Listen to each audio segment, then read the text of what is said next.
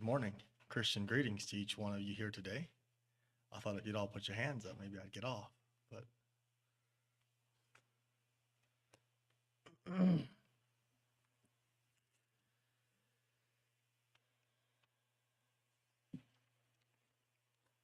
we had a character study, or it was a piece, but character study this morning on Daniel, and we are going to have a character study for the message. I have a question first. Excuse me, I've got been kind of sick, and I got a lot of stuff running down the back of my throat. And so maybe clearing my throat some this morning, so bear with me. But I have a question starting out, and that is, do the little choices we make in life matter? Like every day we make a small choice. You make a choice to get up in the morning. You make a choice to do something. Do the small things matter? Like, do they? I mean, we say they do, but how much do they actually matter?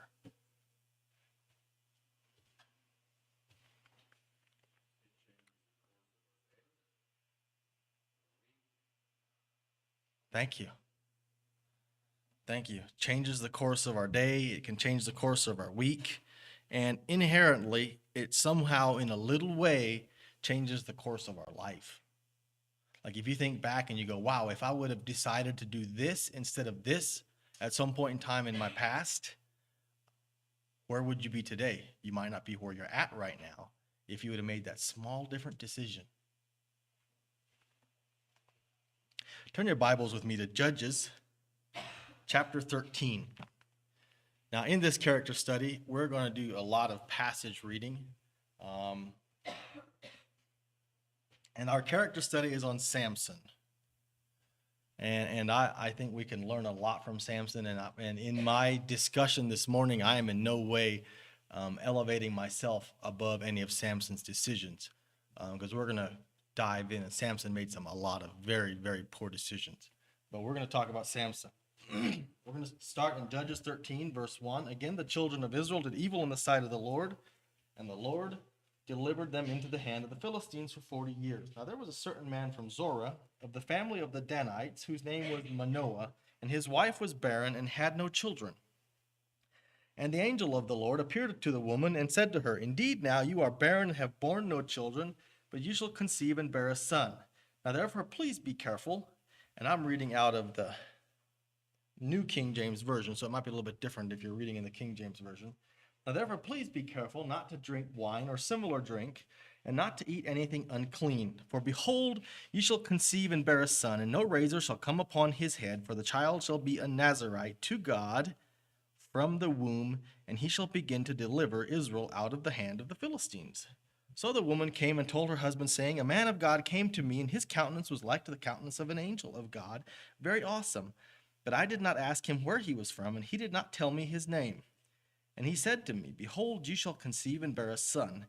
Now drink no wine or similar drink, nor eat anything unclean, for the child shall be a Nazarite to God from the womb to the day of his death. Then Manoah prayed to the Lord and said, O my Lord, please let the man of God whom you sent come to us again and teach us what we shall do for this child who will be born.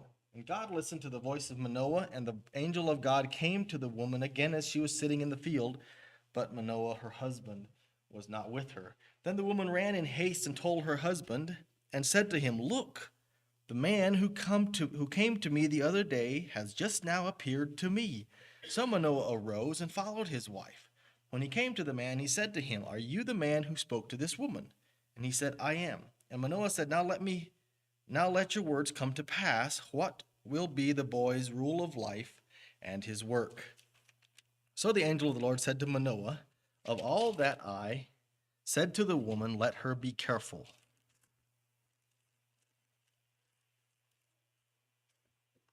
She may not eat anything that comes from the vine, nor may she drink wine or similar drink, nor eat anything unclean. All that I commanded her, let her observe. Then Manoah said to the angel of the Lord, Please let us detain you, and we will prepare a young goat for you. And the angel of the Lord said to Manoah, Though you detain me, I will not eat your food. But if you offer burnt offering, you must offer it to the Lord. for Manoah did not know he was an angel of the Lord. Then Manoah said to the angel of the Lord, "What is your name, that when your words come to pass, we may honor you?" An angel of the Lord said to him, "Why do you ask my name, seeing it is wonderful?" So Manoah took the young goat with the grain offering and offered it upon the rock to the Lord. And he did a wondrous thing while Manoah and his wife looked on. It happened as the flame went up toward heaven from the altar, the angel of the Lord ascended in the flame of the altar. When Manoah and his wife saw this, they fell on their faces to the ground. When the angel of the Lord appeared no more to Manoah and his wife, then Manoah knew that he was an angel of the Lord. And Manoah said to his wife, "We shall surely die, because we have seen God." But his wife said to him, "If the Lord had desired to kill us, he would not have accepted a burnt offering and a grain offering from our hands, nor would he have shown us all these things, nor would he have told us such things as these at this time." So the woman bore a son and called his name Samson, and the child grew, and the Lord blessed him. And the Spirit of the Lord began to move upon him at Mahina Dan, between Zorah and Eshtaol. We're going to stop right here for just a little bit. So Samson was a Nazirite. He was a Nazirite ordained by God. So the Nazirite oath, and we're going to go into this here in just a little bit, but the Nazirite oath was something that people could take upon themselves for a period of time, however long or short that may be. But Samson was ordained as a Nazirite before he was born. Like, he's going to be a Nazirite. This is the way he needs to live his life. The family, it seemed at this point that they were very concerned about how to bring this child up. They're like, "We need some teaching. We need some training. Can you please come help us? Tell us how we should bring up this child that you say that we are going to have." The husband, the angel came to the lady both times, the wife. The husband was a bit terrified when the angel left, and this is why we need good partners in life. She helped ground him. She was like, "Hey, don't be worried. It's like, if we would have died, we would already be dead." That was Samson's parents. Now let's talk a little bit about Nazirite. Being a Nazirite. We're going to go to Numbers 6. Numbers 6, and we're going to start reading in verse 1. And think about the Nazirite. As we go through here, this was the Lord's commanding Moses, as we read in verse 1, and it gives an exact system and place and plan for being a Nazirite. Then the Lord spoke to Moses, saying, "Speak to the children of Israel and say to them, when either a man or woman consecrates an offering to take the vow of a Nazirite to separate himself to the Lord." Now, the vow of the Nazirite was for separation to God. "He shall separate himself from wine and similar drink. He shall drink neither vinegar made from wine, nor vinegar made from similar drink. Neither shall he drink any grape juice, nor eat fresh grapes or raisins.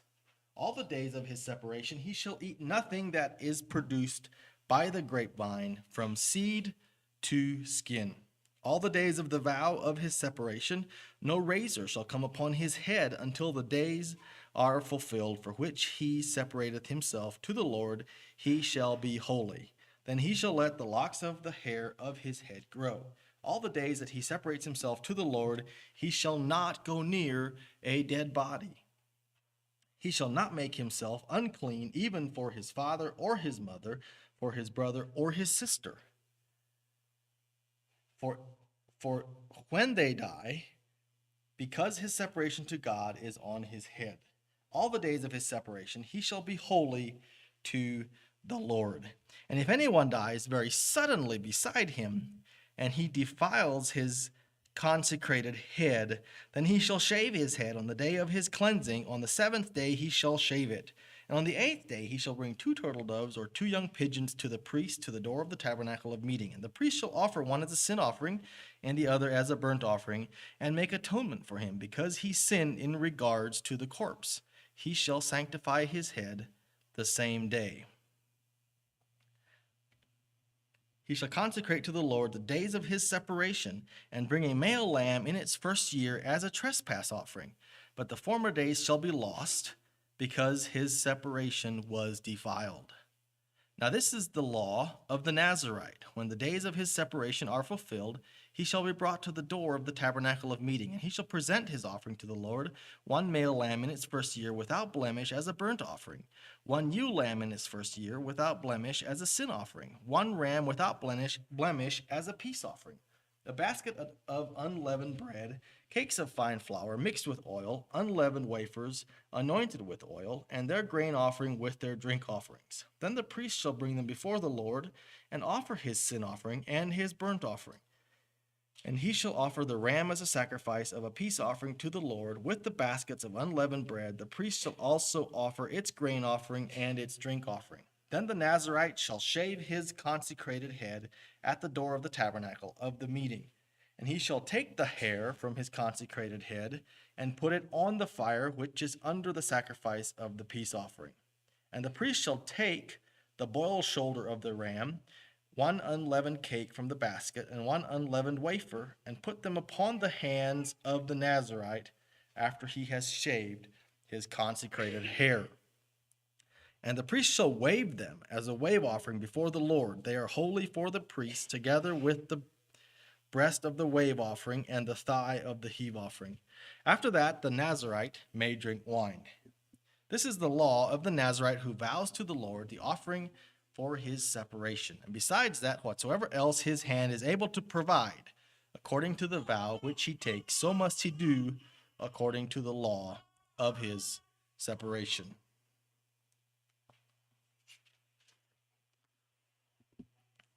There are three threads to being a Nazarite. The first one being no grape products.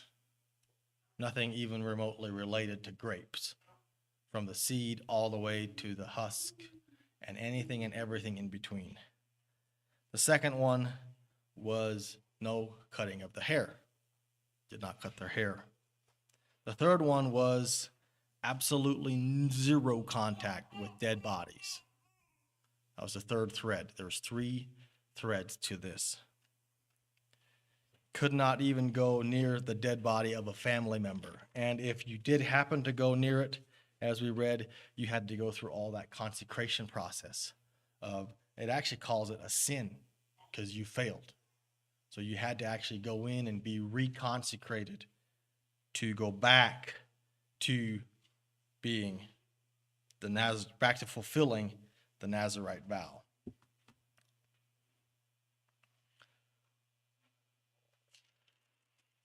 Now let's turn to Judges 14. I want you to really think about Samson and some of his, maybe his life choices that kind of started him down the wrong path. Some of his actions, some of the stuff he did. Now Samson went down to Timnah and saw a woman in Timnah of the daughters of the Philistines. So he went up and told his father and mother, saying, I have seen a woman in Timnah of the daughters of the Philistines. Now therefore get her for me as a wife. Then his father and mother said to him, Is there no woman among your daughters, among the daughters of your brethren, or among all my people, that you must go and get a wife from the uncircumcised Philistines? And Samson said to his father, Get her for me, for she pleases me well. Now Samson here, he did not, I'm not sure, it almost seems like maybe the child training program may have started falling apart a couple years before this, because Samson was not open to any. It does say that the Lord had brought it upon him, so there's that. So I want to be careful what I say about the parents and their child training program here. But he was just like, I want what I want, I need you to get it for me. But this is the attitude that has him started. His father and mother did not know that it was of the Lord that he was seeking an occasion to move against the Philistines, for at that time the Philistines had dominion over Israel. And there's that case of, I don't want to get too hard on the family, because the Lord had a plan. So Samson went down to Timnah with his father and mother and came to the vineyards of Timnah. So Samson was not allowed to touch any grapes. What in the world was he doing in the vineyard? Here is in the vineyard. So Samson went down to Timnah with his father and mother, and they came to the vineyards of Timnah. Now, to his surprise, a young lion came roaring against him, and the Spirit of the Lord came mightily upon him, and he tore the lion apart as one would have torn apart a young goat, though he had nothing in his hand. But he did not tell his father or his mother what he had done. So here comes a lion. The Lord's Spirit came upon him. I mean, he ripped that thing apart like nobody. I mean, he just thrashed that thing. Okay, now he's his first contact with a dead animal, with a dead carcass.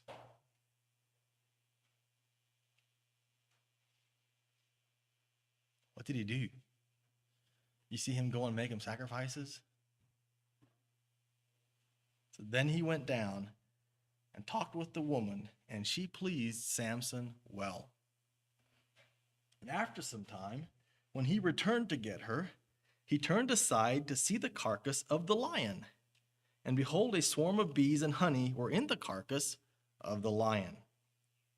And he took some of it in his hands and went along eating. When he came to his father and mother, he gave some to them, and they ate also. But he did not tell them that he had taken the honey out of the carcass of the lion. Here you see the first thread of Samson's Nazirite vow unraveling. Small decisions. He killed a lion. He went back to look at the lion. But there was some honey in it. So he reaches in there. It was in the carcass. So he had to reach into the lion to get it.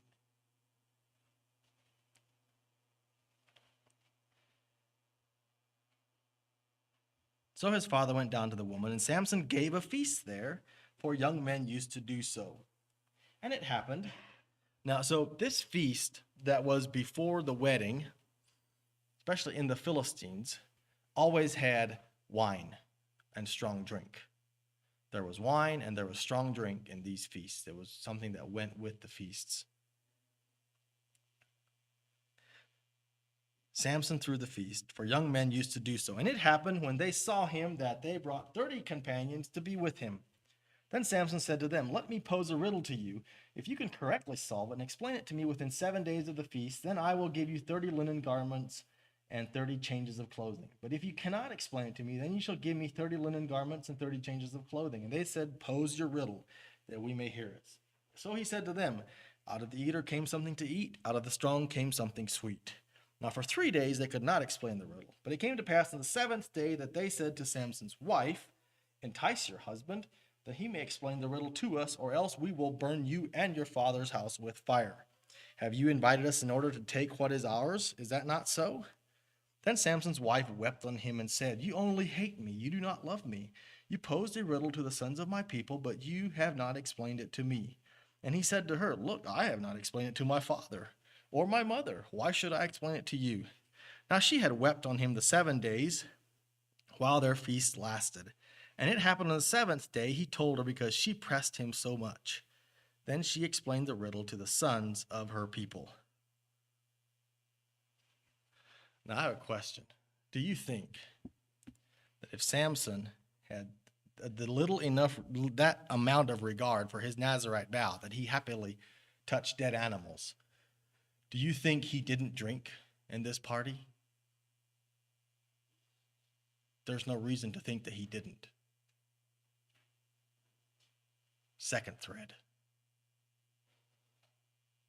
Stands to reason that she caught him at his very lowest on that 7th day. Party's about over.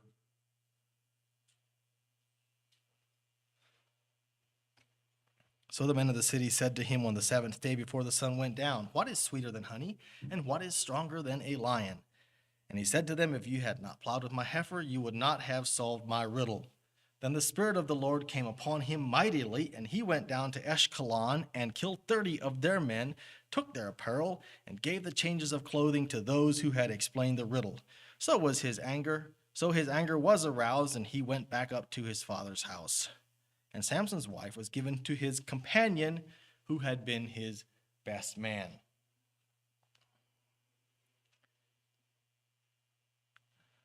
It's kind of a mess, isn't it?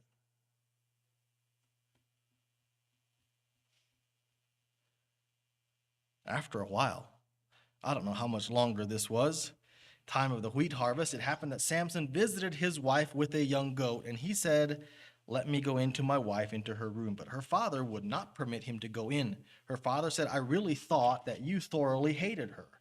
Therefore, I gave her to your companion. Is not her younger sister better than she? Please take her instead." And Samson said to them, "This time I will be blameless regarding the Philistines if I harm them." So he obviously thought he was a little bit to blame the time before, because he had let out the secret. Then Samson went and caught 300 foxes, and he took torches and turned the foxes tail to tail and put a torch between each pair of tails. Now, I have wondered ever since I'm about Vince's age about how in the world this guy caught 300 foxes. I mean, I don't know how angry he had to be to pull this off. But he caught them. Somehow he caught them. He tied them up by their tails, put torches in their tails, and turned them loose in the fields of wheat. He let the foxes go into the standing grain of the Philistines and burned up both the shocks and the standing vine, as well as the vineyards and the olive groves. Then the Philistines said, "Who has done this?" And they answered, "Samson, the son-in-law of the Timnite, because he has taken his wife and given her to his companion." So the Philistines came up and burned her and her father with fire. Samson, obviously, I don't know if he was right there, figured it out. Samson said to them, "Since ye would do a thing like this, I will surely take revenge on you. After that I will cease." So he attacked them, hip and thigh, with a great slaughter. And he went down and dwelt in the cleft of the rock of Etam. Now the Philistines went up and camped in Judah and deployed themselves against Lehi. And the men of Judah said, "Why have you come up against us?" And they answered, "We have come up to arrest Samson, to do to him as he has done to us." Then 3,000 men of Judah went down to the cleft of the rock of Etam and said to Samson, "Do you not know that the Philistines rule over us? What is this that you have done to us?" And he said to them, "As they did to me, so I have done to them." His justice meter is very unique, because he was wiping them out over the fact that they gave his wife away. He killed a bunch of them.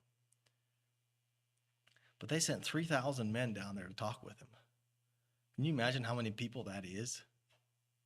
That's a lot of people to talk to one gentleman about trying to surrender.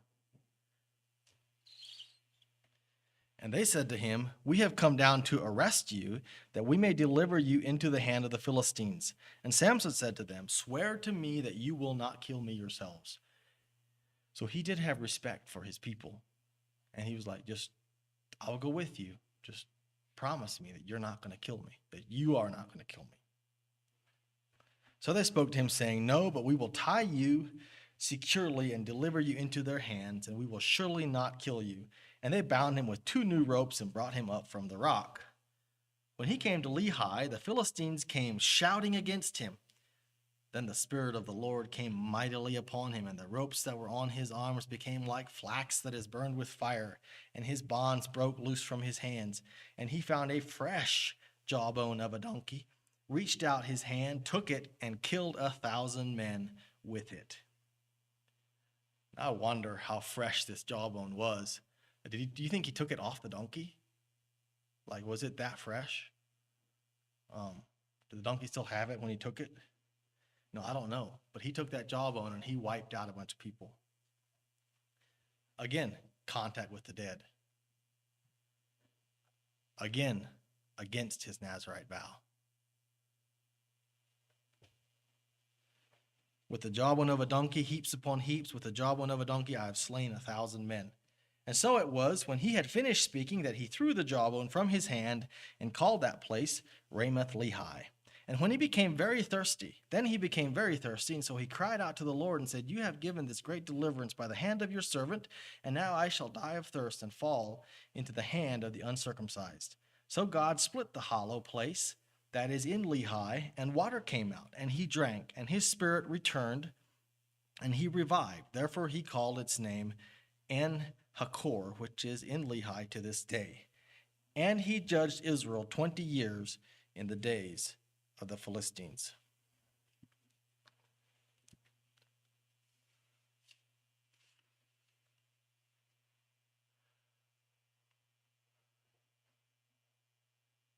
I wish they'd give more context on how he actually judged after he was a judge.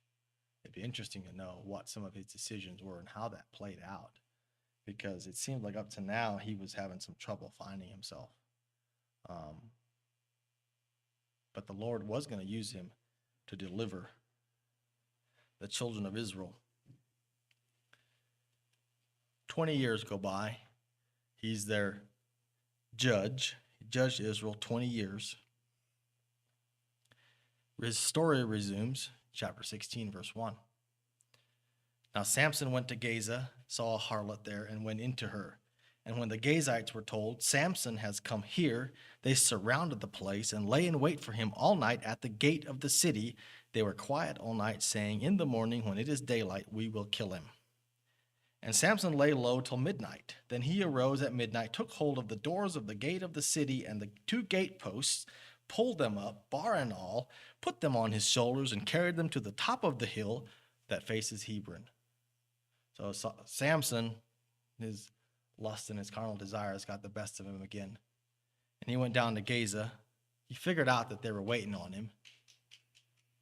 And he just picked up the whole gate, the posts, all the iron, everything, put it on his back, and carried it out of there.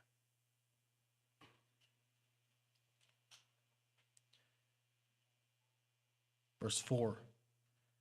Afterward it happened that he loved a woman in valley of Sorek, whose name was Delilah. And the lords of the Philistines came up to her and said to her, "Entice him and find out where his great strength lies, by what means we may overpower him, that we may bind him to afflict him. Every one of us will give you 1,100 pieces of silver."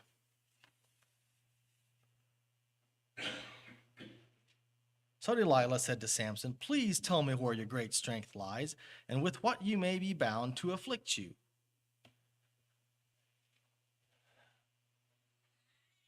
I get her question. I don't understand why he stayed. She straight up told him.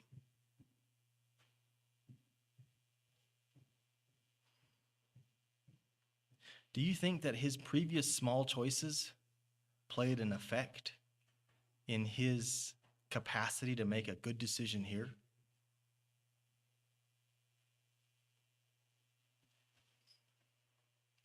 Samson said to her, "If they bind me with 7 fresh bowstrings, not yet dried, then I shall become weak and be like any other man." So the Lord of the Philistines brought up to her 7 fresh bowstrings, not yet dried, and she bound him with them. Now men were lying in wait, staying with her in the room.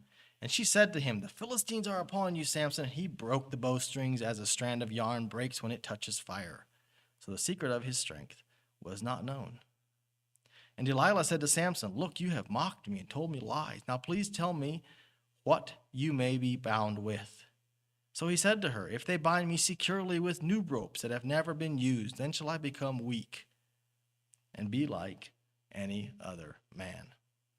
Therefore Delilah took new ropes and bound him with them and said to him, "The Philistines are upon you, Samson." The men were lying in wait, staying in the room, but he broke them off his arms like a thread. And Delilah said to Samson, "Until now you have mocked me and told me lies. Tell me what you may be bound with." And he said to her, "If you weave 7 locks of my head into the web of the loom." So she wove it tightly with the batten of the loom. And then she said to him, "The Philistines are upon you, Samson." But he awoke from his sleep and pulled out of the batten and the web from the loom. And she said to him, "How can you say I love you when your heart is not with me?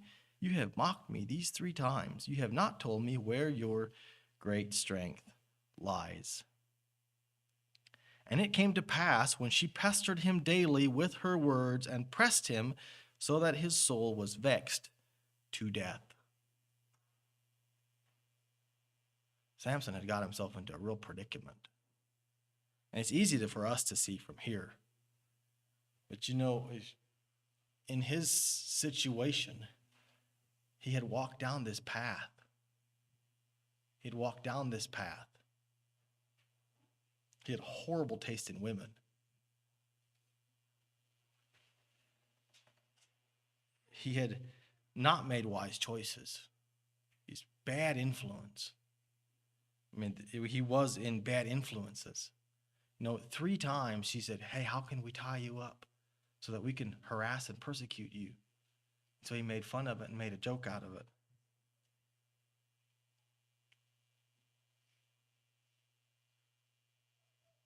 He didn't like to be told no. We know that. He hated being bested. Every time they bested him, he wiped a bunch of them out. He really hated losing.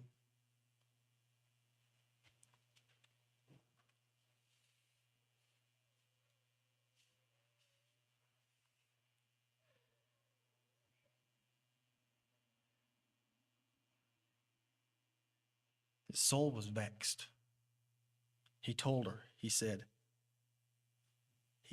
all his heart and said to her, no razor has ever come upon my head, for I have been a Nazarite to God from my mother's womb. If I am shaven, then my strength will leave me, and I shall become weak and be like any other man. When Delilah saw that he had told her all his heart, she sent and called the lords of the Philistines, saying, come up once more, for he has told me all his heart. So the lords of the Philistines came up to her and brought the money in their hand. And she lulled him to sleep on her knees and called for a man and had him shave off the 7 locks of his head. And she began to torment him, and his strength left him. And she said, the Philistines are upon you, Samson. So he awoke from his sleep and said, I will go out as before, as at other times, and shake myself free.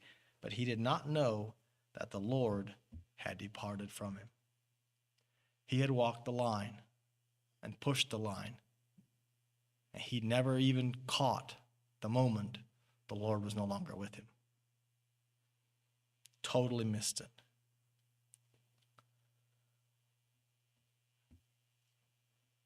Did Delilah take his strength?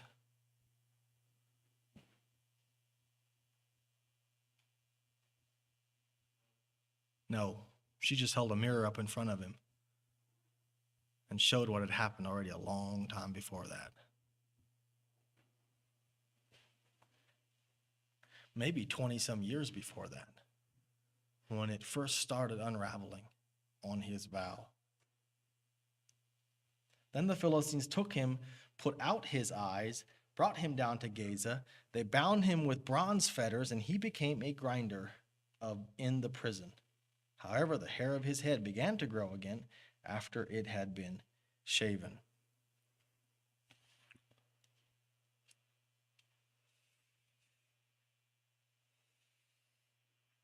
When we think about the actions, Samson's actions, think about it a little bit. Samson's actions that resulted in the consequences of him ending up in prison with no eyes, grinding wheat.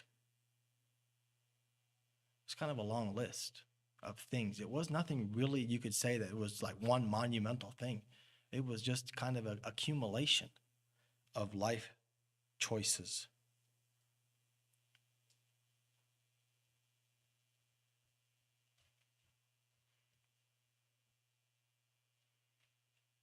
If we think about our lives, we may be vigilant for looking out for the big spots, like the big temptations or the big things that Satan hits us with.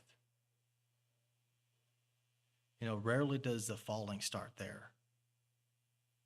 Oftentimes, it's decisions we've made long before that.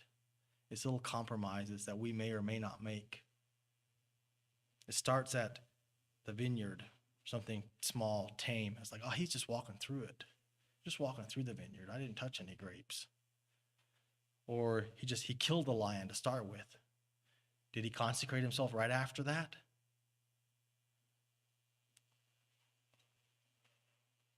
first seemingly harmless party. Like, it's just a party, we're getting married. Small, seemingly insignificant decisions that affected his life very, very severely.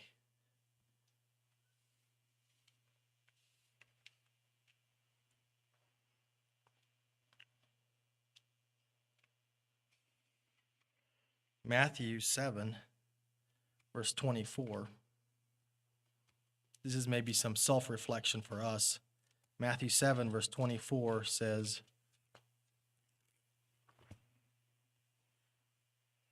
"Therefore, whoever hears these sayings of mine and does them, I will liken him to a wise man who built his house on the rock. And the rain descended, and the floods came, and the winds blew and beat on that house, and it did not fall, for it was founded on the rock."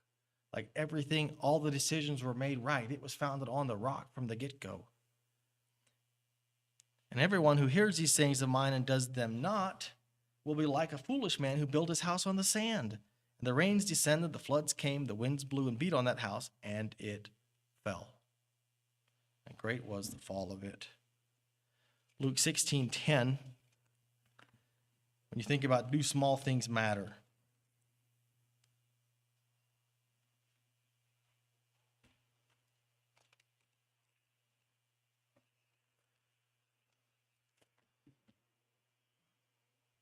"He who is faithful in what is least is faithful also in much.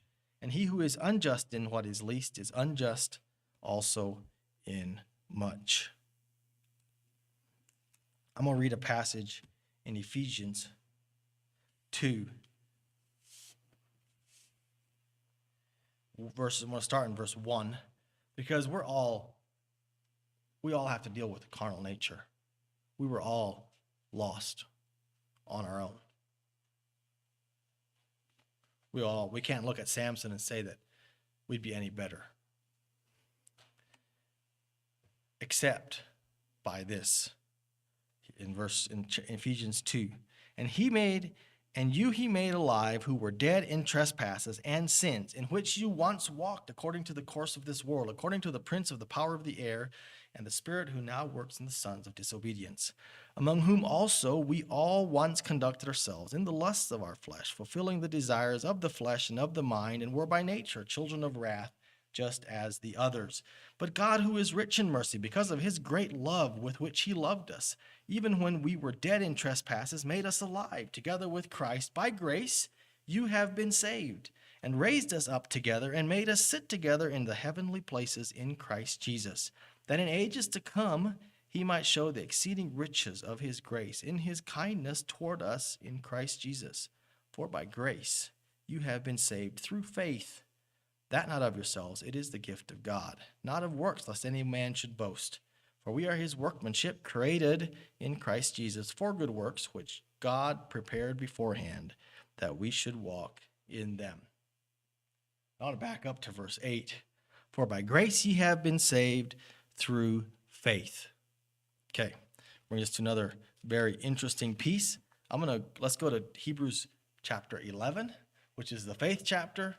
And this is a very wonderful ending to the Samson story, although it would be nice if he could have maybe done a little bit more with his life. But we are saved by grace. You have been saved through faith, and that not of yourselves. It is the gift of God. And when we read here in Hebrews 11, we're going to start in verse 31, because we want to look at Samson here. Verse 32. "And what more shall I say? For the time would fail me to tell of Gideon and Barak and Samson and Jephthah, and also of David and Samuel and the prophets, who through faith subdued kingdoms, worked righteousness, obtained promises, stopped the mouths of lions, quenched the violence of fire, escaped the edge of the sword, out of weakness were made strong, became valiant in battle, turned to flight the armies of the aliens. Women received their dead raised to life again. Others were tortured, not accepting deliverance, so that they might obtain a better resurrection. Still others had trial of mockings and scourging, yes, of chains and imprisonment. They were stoned, they were sawn asunder, they were tempted, they were slain with the sword, they wandered about in sheepskins and goatskins, being destitute, afflicted, and tormented, of whom the world was not worthy. They wandered in deserts and mountains and dens and caves of the earth. All these, having obtained a good testimony through faith, did not receive the promise, God having provided something better for us, that they should not be made perfect apart from us. Now, why is he listed in the faith chapter? Shall we go back? Let's go back to Judges.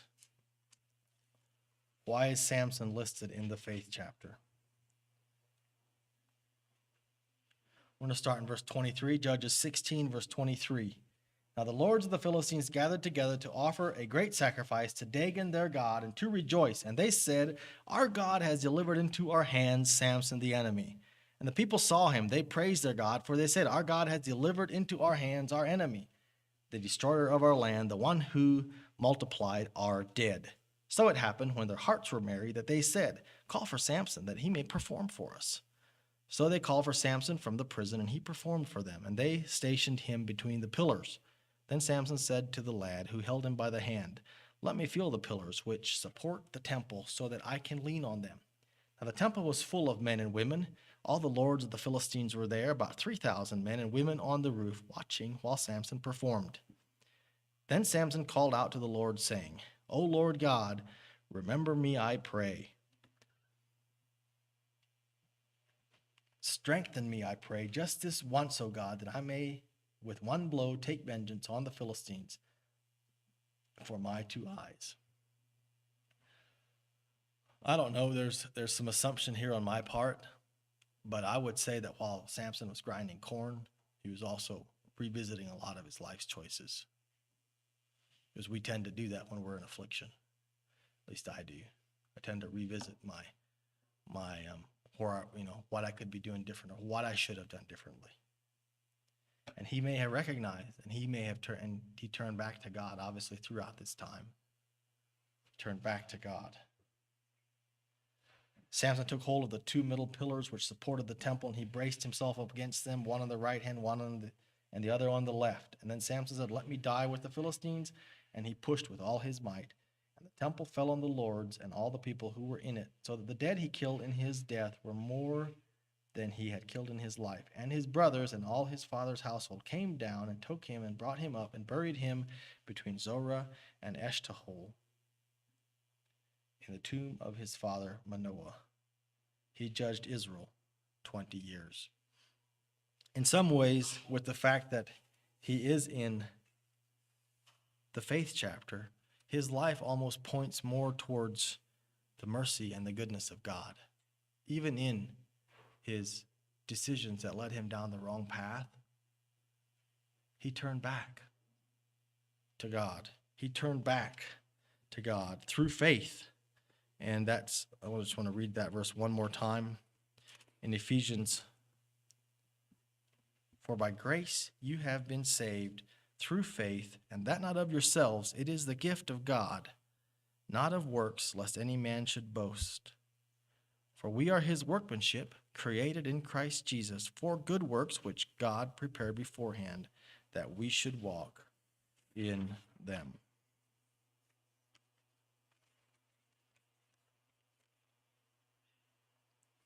We'll have a song.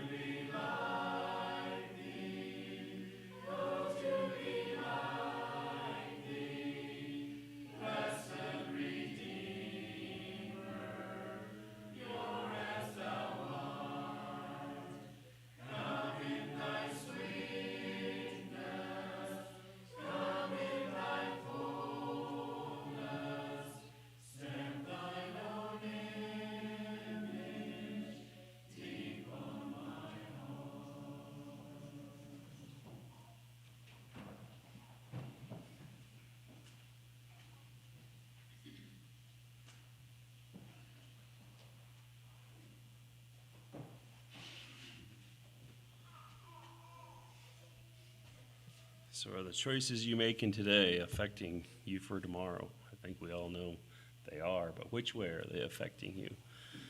You know, I don't think Kyle touched on it, but one of the first choices he made, and I don't know, maybe he had a reason to be, but he went down to Timnath. And that's what got where he started getting in trouble. Why was he going down there, out of his area, out of his people, away from his people? But a lot of choices there, and it's very intriguing. I was going to bring that up. I had actually looked up Hebrews 11. Didn't know if you'd go there or not, but very intriguing that he ends up there in the faith chapter. Let's stand for closing prayer. And Louis, do you want to lead us in a closing prayer? Yeah.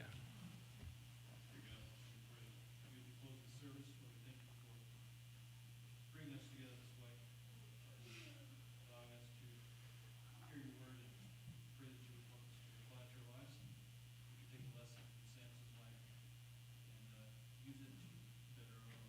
We thank you for everyone that's here today. Go with us as we go our separate ways. Help us to all be faithful to you. In Jesus' name, amen. Amen. Depart in peace.